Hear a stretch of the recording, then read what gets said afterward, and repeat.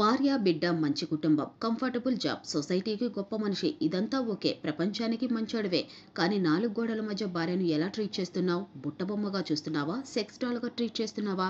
సైనిష్ఠురంబగా ఉండమని హితబోధ చేస్తారు. సరే, ఆమె మనసుకు నచ్చని రోజు కూడా అలాగే మెప్పించాలా?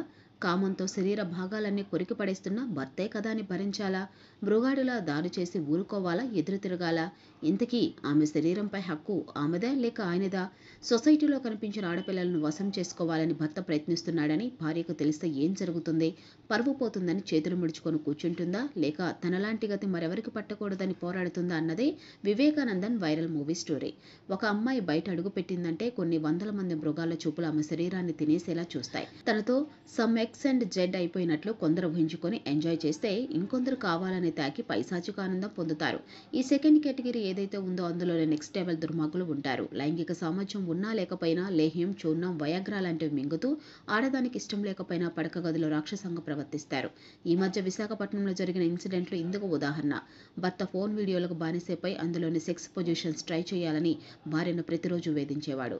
ఇంటెన్స్ ఇంటిమసీతో సాటిస్ఫాక్షన్ కోసం వయాగ్రా తీసుకునేవాడని తెలిసింది. ఇంత సెక్సువల్ టార్చర్ భరించలేక భార్య ఆత్మహత్య చేసుకొని చనిపోయింది. సమాజంలో ఇలాంటి సంఘటనలు చాలానే ఉంటాయి. పరువు కోసం అంతర్గతంగా కుమిలిపోతూనే ఉంటాయి. ప్రాణం పోయిన తర్వాత బయటకు వస్తాయి.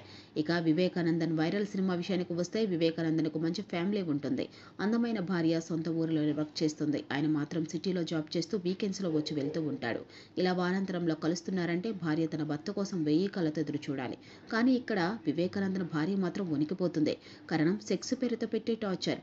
బాడీ అంతా కొరికి గాయాలు చేయటం.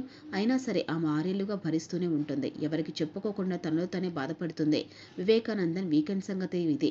మరి వీక్ డేస్ విషయం కూడా తెలుసుకోవాలి కదా. ఆయన గారికి ఎలాగూ సెక్సువల్ డిజైర్స్ ఎక్కువగానే ఉంటాయి. ఒక్కరోజు కూడా పని చేయనిదే నిద్రపోడు. మరి అలాంటి వ్యక్తి 5 రోజులు ఎలా ఉండగలడు? అఫ్కోర్స్ ఉండలేడు కాబట్టి ఇల్లీగల్ రిలేషన్ సెట్ చేసుకుంటాడు. ఆమెను కూడా భార్యలాగానే శారీరకంగా హింసిస్తాడు. ఎంతలా అంటే ఆమె తల్లి చనిపోయి బాధలో ఉన్నా సరే తనకు సుఖం కావాలనేంత స్థితికి దిగజారిపోతాడు. తన ప్లెజర్ కోసం ఇన్నాళ్లుగా మంచిగా నటించిన అతను వద్దు అనేసరికి దాడి చేస్తాడు. నా శరీరం నా హక్కు, నేను వద్దంటే నా ఒంటిపై చేయొద్దని హెచ్చరించిన నీచంగా వ్యవహరిస్తాడు. ఇక్కడ మరో విషయం ఏంటంటే భార్య, ప్రియురాలు ఉన్నా సరే మరో అమ్మాయిని లైన్లో పెట్టేందుకు విశ్వ ప్రయత్నాలు చేస్తాడు. దీంతో ఇక్కడే కథకు ఫుల్ స్టాప్ పెట్టాలనుకున్న ప్రియురాలు ఆయన భార్యను కలిసి ఏం చెప్పింది?